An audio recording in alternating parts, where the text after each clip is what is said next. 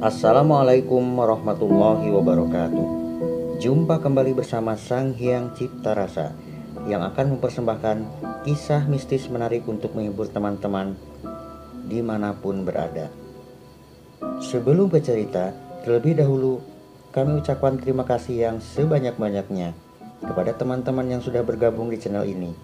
Dan bagi yang belum bergabung, silahkan mampir dan berikan dukungannya dengan cara subscribe, like, komen, dan share ke teman-teman lainnya agar channel ini semakin berkembang. Untuk menjaga privasi dalam cerita ini, nama tokoh dan tempat kejadian telah kami samarkan. Apabila ada kesamaan, mungkin hanya kebetulan saja. Nah, kali ini kami akan menceritakan kisah tentang sepak terjang seorang pemuda tampan yang kemudian banyak wanita menjadi korban nafsunya. Bahkan salah seorang di antaranya menjadi tumbal keserakahannya itu. Seperti apa kisah selengkapnya? Kita simak ceritanya sampai selesai. Kisah ini bermula ketika Sarah yang baru lulus sekolah menengah atas pamit pada orang tuanya untuk bekerja di luar kota. Yang kebetulan ada lowongan pekerjaan lewat teman sepermainannya. Informasi itu ia dapatkan. Orang tua Sarah sebenarnya tak menyetujui keinginan Sarah. Namun, Sarah tetap bersikukuh dengan alasan agar bisa hidup mandiri dan ingin membahagiakan orang tuanya. Sarah adalah anak satu-satunya Pak Joyo dan Bu Sarwiyah yang sangat mereka sayangi. Kakak Sarah telah lebih dulu berpulang menghadap Sang Kuasa di usia 10 tahun karena menderita sakit. Sehingga kasih sayang Pak Joyo dan Bu Sarwiyah tertumpah sepenuhnya hanya pada Sarah. Dan tentu saja mereka sangat keberatan ketika harus ditinggal oleh anaknya tersebut. Minggu pagi akhirnya, dengan berat hati dan diiringi doa Pak Joyo dan Bu Sarwiyah, Sarah pun berangkat ke kota. Berbekal secari kertas berisi alamat yang Yanti berikan lewat sepucuk surat beberapa hari yang lalu.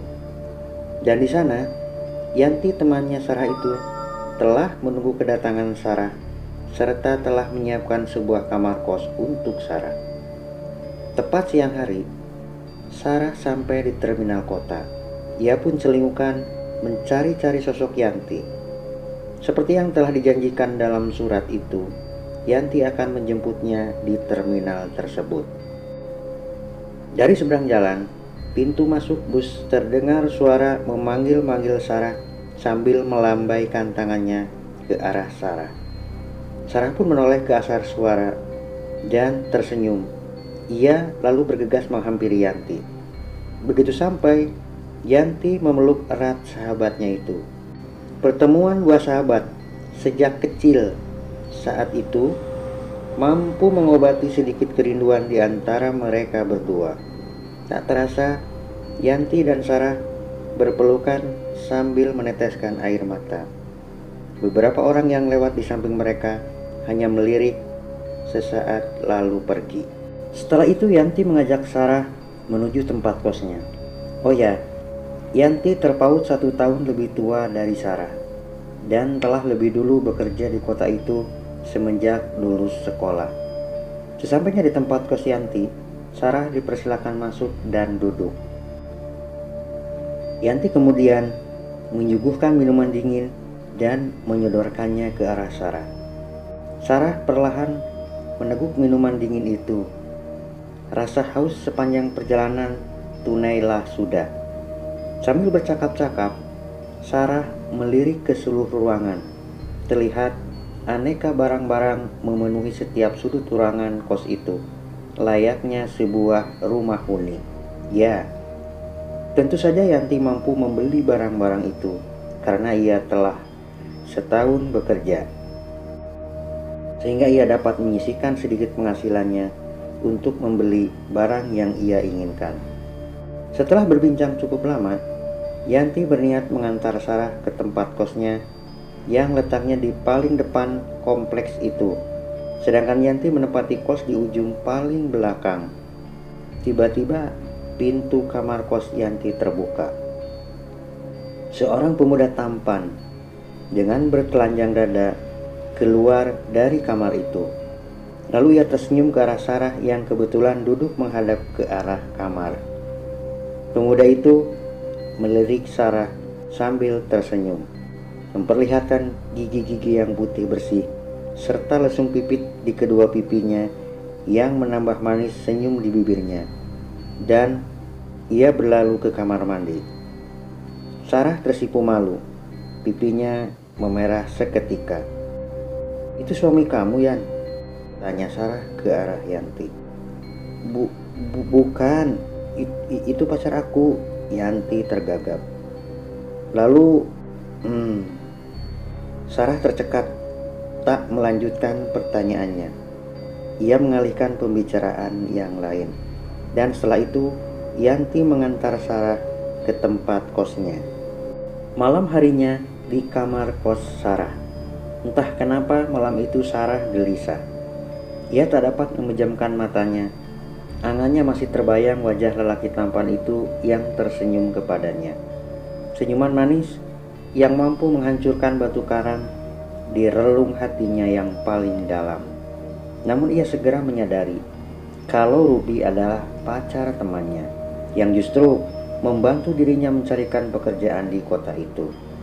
Ia segera menepis bayangan wajah Ruby lalu berusaha untuk tidur. Esok harinya sekira pukul 7, Yanti datang ke tempat kos Sarah. Sarah yang sudah bersiap-siap sejak pagi tadi lalu berangkat bersama Yanti menuju tempat di mana Sarah akan bekerja. Di tahun 90-an, tak perlu persyaratan bertele-tele untuk dapat masuk bekerja, sehingga dengan mudah Sarah bekerja dan memulai kehidupan yang baru di kota itu. Di sebuah perusahaan yang cukup besar, memproduksi aneka makanan ringan. Beberapa bulan berlalu. Setelah melewati masa training, kehidupan Sarah mulai membaik. Seiring dengan naiknya gaji yang ia terima setiap bulannya, serta bonus-bonus sebagai akibat dari prestasi selama ia bekerja di perusahaan tersebut. Sebagian gajinya ia sisihkan untuk dikirim ke orang tuanya di kampung halaman. Sebagian lagi tak lupa ia tabungkan setelah menyisihkan anggaran untuk biaya hidupnya sehari-hari. Sarah begitu pandai mengatur keuangannya. Ia hanya akan mengeluarkan uang untuk membeli sesuatu yang diperlukan saja dan mengabaikan pengeluaran yang tak begitu penting baginya. Di rumah orang tua Sarah, beberapa bulan berlalu semenjak kepergian Sarah bekerja di kota. Bu Sarwiyah, ibunya Sarah, sering duduk termenung. Wajahnya tak seceria dulu ketika Sarah masih ada di rumah itu. Uang kiriman Sarah setiap bulan yang ia terima tak mampu mengobati kerinduan terhadap anak satu-satunya tersebut. Maklumlah, zaman dulu masih kurang sarana komunikasi seperti di saat sekarang. Hanya orang tertentu saja yang memiliki telepon rumah.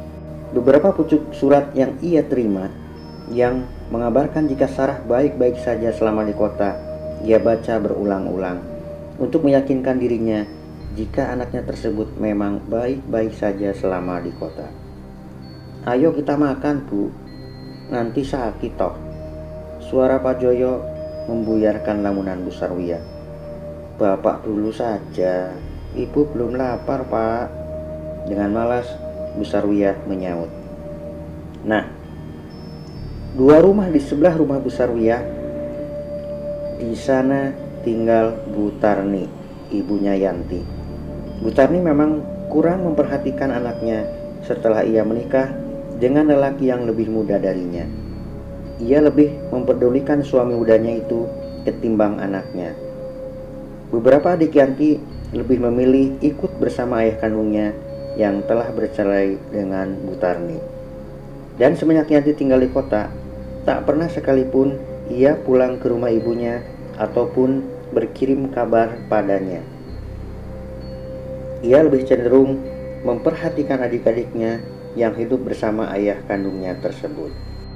Di rumah kos Yanti, seperti biasa, Sabtu sore, Ruby, pacarnya Yanti, datang ke kosan Yanti dan menginap di sana. Selama hampir setahun, Yanti hidup bersama Ruby tanpa tali ikatan yang sah. Dan selama itu pula mereka hidup layaknya suami istri. Yanti yang sudah terhipnotis wajah tampan Ruby telah menyerahkan jiwa raganya untuk Ruby. Bahkan mahkota satu-satunya yang ia miliki dalam hidupnya telah dipersembahkan kepadanya demi membayar rasa cintanya pada sang pujaan hatinya. Berawal dari pertemuan Yanti dan Ruby di tempat kerjanya, serta janji-janji manis Ruby pada Yanti, mampu meluluh lantakan norma dan etika yang seharusnya Yanti jaga. Rasa takut kehilangan sosok Ruby dalam hidupnya mampu mengalahkan segalanya. Padahal masih banyak waktu untuk merubah segalanya menjadi lebih baik. Namun rupanya nasi telah menjadi bubur, dan penyesalan itu datang tiba-tiba. Pagi harinya, Ruby, aku hamil, ujar Yanti sambil menatap Ruby yang masih terbaring di sampingnya. Bagai disambar petir di siang bolong, Ruby terperanjat kaget. Apa? Ujar Ruby setengah membentak. Yanti pun segera memberondong Ruby akan janji-janji manisnya yang telah ia ucapkan dulu.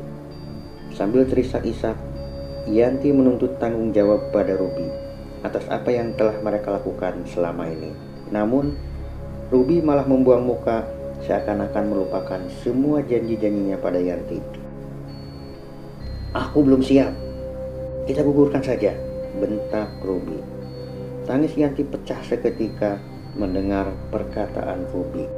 Linangan air mata membasahi wajahnya dan menetes ke tempat tidur. Kau harus ikut apa kataku, bentak Ruby sambil mendekatkan wajahnya pada wajah Yanti.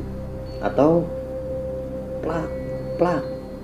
Belum selesai Ruby melanjutkan ucapannya, tamparan keras mendarat di wajahnya. Seketika emosi Ruby tak terkendali. Giginya gemeretak menahan amarah.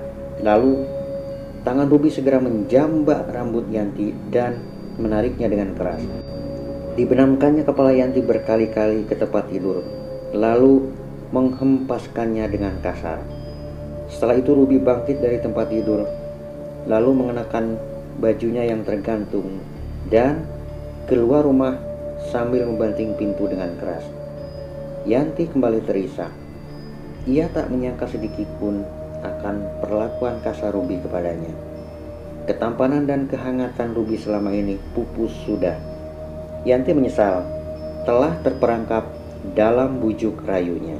Esok harinya, Yanti memutuskan untuk tak bekerja. Ia akan mengambil cuti beberapa hari. Ia datang menemui pimpinan kerjanya. Setelah mendapat izin cuti, Yanti segera berlalu dan pergi ke salah satu temannya di tempat Sarah. Senin pagi sebelum berangkat bekerja, Sarah mendapat surat dari orang tuanya di kampung yang mengabarkan bahwa ibunya sedang sakit. Dengan membawa bukti surat itu, Sarah mohon izin ke atasannya untuk pulang kampung menemui orang tuanya. Setelah diperbolehkan, ia segera bersiap untuk pulang kampung. Tapi sebelum itu, ia mampir terlebih dahulu ke tempat Yanti bekerja. Namun, ia mendapat kabar dari teman sekerja Yanti kalau Yanti sedang cuti. Lalu, Sarah memutuskan untuk ke tempat kosnya. Diketuknya pintu beberapa kali, namun tak ada sahutan. Ia pun berlalu dari tempat kos Yanti di rumah Pak Joyo dan Bu Sarwiyah. Siang itu, Bu Sarwiyah duduk termenung di teras rumahnya yang sederhana. Ia harap-harap cemas menanti kedatangan Sarah anaknya. Hatinya terus berdoa, memohon agar anaknya datang dengan selamat.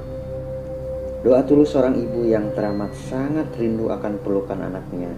Dan benar saja, Tuhan pun mengabulkan doa Bu Sarwiyah.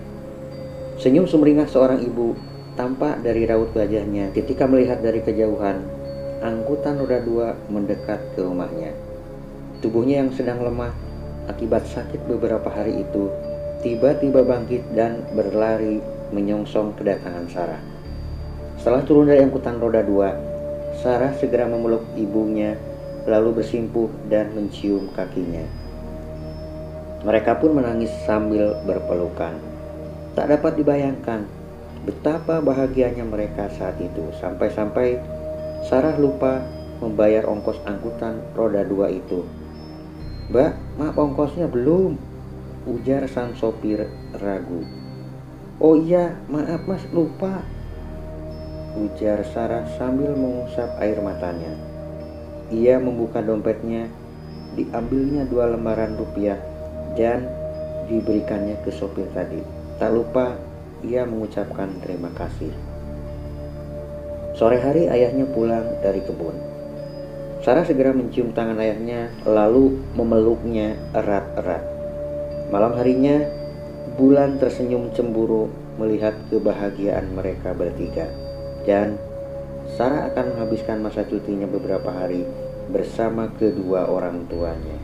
Cerita kembali ke Yanti. Setelah mendapat izin cuti, Yanti menemui salah seorang temannya dan pulang pada sore harinya. Yanti berniat akan mampir ke tempat Sarah. Namun, menurut tetangga kosnya, Sarah sedang pulang kampung. Akhirnya Yanti memutuskan untuk istirahat di tempat kosnya. Ia pun masuk dan berbaring di ruang tengah. Yanti membiarkan pintu depan terbuka agar udara dapat leluasa masuk. Setelah seharian ia tak berada di rumah. Baru beberapa menit matanya terpejam. Tiba-tiba sebuah tangan kekar mencekik lehernya dengan kuat. Sontak saja ia terbangun dan mulutnya menganga. Kakinya meronta-ronta. Tangan Yanti mencoba untuk melepaskan cengkraman tangan Ruby di lehernya. Ya, dia adalah Ruby. Ruby mencoba memasukkan suatu cairan dari dalam botol yang ia pegang di tangan kanannya. Yanti memberontak. Tangannya menepis botol yang didekatkan ke mulutnya. Lalu sebagian isinya tumpah. Tak ada teriakan dari mulut Yanti. Suaranya tercekat di kerongkongan. Mulutnya hanya bisa menganga. Dan dengan cepat, cairan botol yang dipegang Ruby masuk ke mulutnya yang menganga. Refleks, Yanti menahan cairan di mulutnya agar tak masuk ke kerongkongannya. Lalu segera ia memuntahkan cairan di mulutnya ke wajah Ruby. Seketika Ruby melepaskan cengkraman tangannya di leher Yanti. Ketika Ruby sedang mengusap wajahnya akibat cairan tadi, Yanti segera bangkit lalu mengambil barang-barang apa saja yang berada di tempat itu dan dilemparkannya ke arah Ruby. "Tolong, tolong!" Yanti berteriak. Beberapa orang tetangga kos yang mendengar teriakan Yanti bergegas menghampiri tempat kos Yanti. Namun, sebelum warga kos itu datang, Ruby segera melompat keluar dari tempat itu dan berlari ke depan. Beberapa saat terdengar suara deru sepeda motor Ruby yang melaju kencang dan menjauh dari tempat itu. Warga kos segera memberikan pertolongan ke Yanti. Diberinya Yanti minuman dan mereka berusaha untuk menenangkan Yanti. Sebenarnya sebagian warga kos telah mengetahui hubungan Yanti dan Ruby.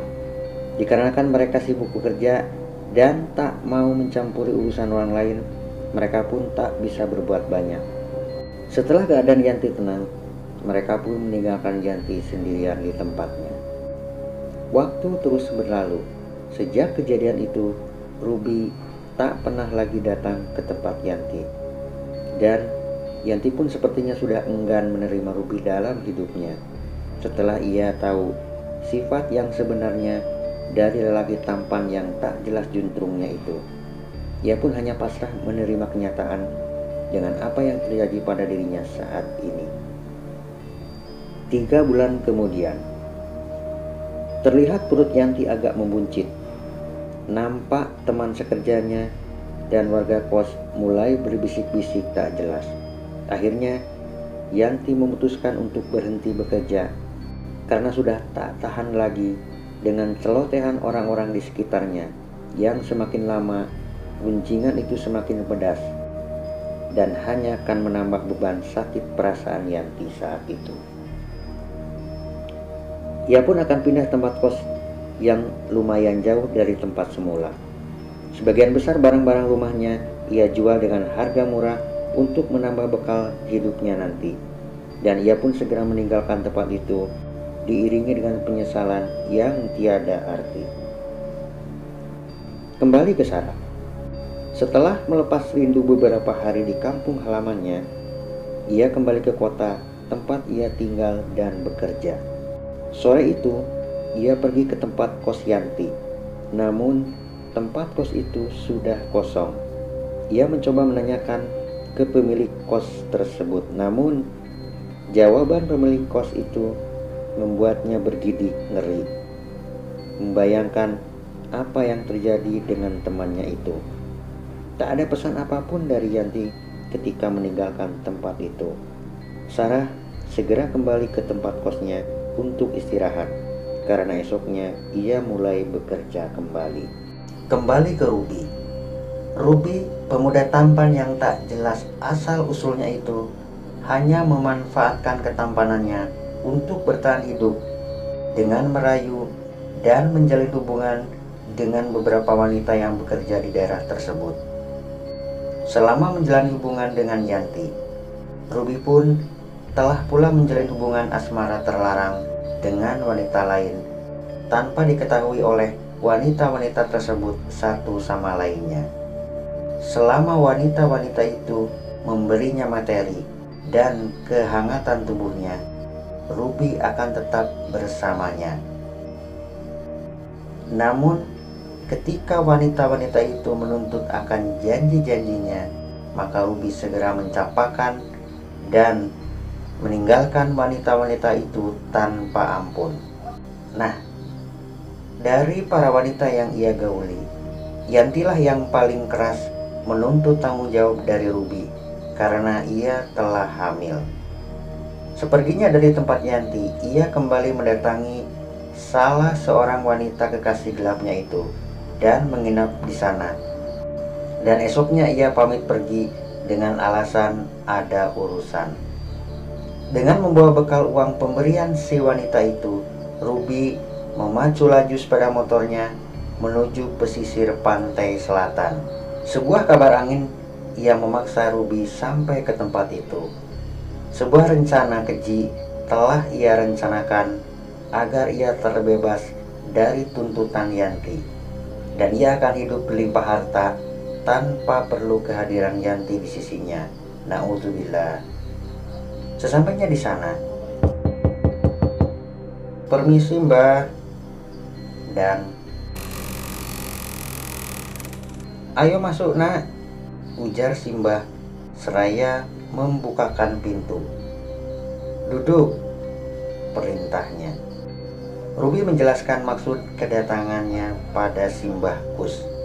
Dengan panjang lebar, Mbah Kus menjelaskan semua yang harus dilakukan Ruby malam itu.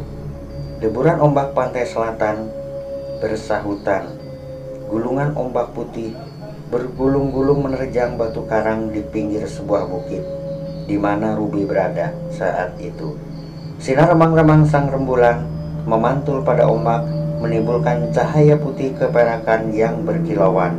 Angin pantai yang kencang menyapu tubuh Ruby yang sedang duduk di tepi pantai itu. Ya, malam itu Ruby sedang melakukan sesuatu persembahan pada sesosok penguasa Bukit Karang di pesisir pantai selatan dengan imbalan harta yang berlimpah, dan tentu saja sebuah perjanjian akan terikat dengannya malam itu dengan sebuah konsekuensi yang tak bisa ditawar oleh Ruby. Ruby duduk bersila pada sebuah batu datar yang memanjang berbentuk seperti sebuah altar persembahan. Tempat itu letaknya lebih tinggi dari air laut yang berada di bawah altar tersebut. Ruby duduk bersila menghadap ke arah samudra yang luas itu, yang di sana terdapat sebuah bukit karang. Tubuhnya telanjang bulat, tak mengenakan sehelai benang pun. Aneka sesaji terlihat di depan Ruby. Bunga-bunga aneka warna berserakan tertiup angin laut. Beberapa helai di antaranya menempel dan tersangkut di tubuh Ruby. Aroma wangi tercium dari asap yang mengepul, berasal dari batang-batang dupa yang dibakar, sebagai penyambung lidah atas sebuah permohonan pada sang penguasa Bukit Karang itu. Perlu teman ketahui, Rudy saat itu berada di sebuah bukit kecil yang menghadap ke laut, dan kira-kira 100 meter di seberang sana terdapat Bukit Karang yang tandus. Di sanalah penguasa kegelapan itu bertahta.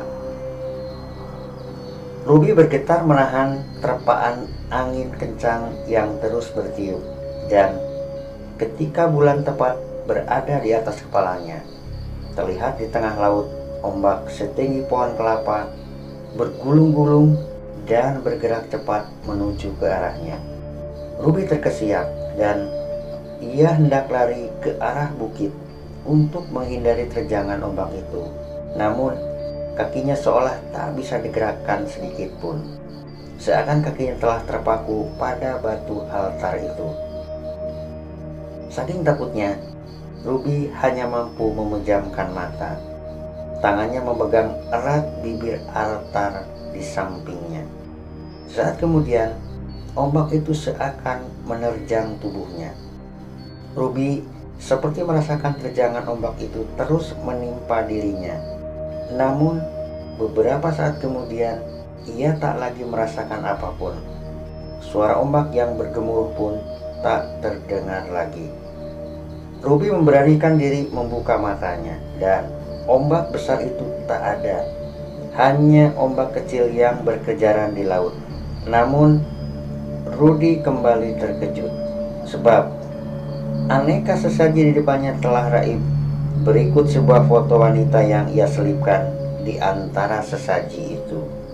Nah teman-teman, apakah yang akan terjadi selanjutnya dengan Ruby, Yanti, dan Sarah? Kita simak kelanjutan cerita ini di part 2, hanya di Sanghyang Cipta Rasa. Terima kasih bagi teman-teman yang telah menonton dan menyimak ceritanya. Semoga kalian terhibur. Mohon maaf apabila ada salah-salah kata. Sampai jumpa di cerita selanjutnya. Assalamualaikum warahmatullahi wabarakatuh.